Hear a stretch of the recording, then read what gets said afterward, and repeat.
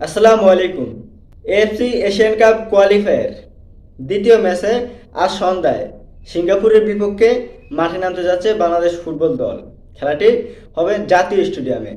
Singapore Bangladesh থেকে ranking বিবেচনায় অনেকটা এগিয়ে থাকলেও বর্তমান শক্তিমত্তায় বর্তমান পারফরমেন্স বিবেচনায় সিঙ্গাপুর থেকে এগিয়ে বাংলাদেশ, এবং মার্কেট ভ্যালুর দিক থেকেও বাংলাদেশ সিঙ্গাপুর থেকে অনেকটা এগিয়ে।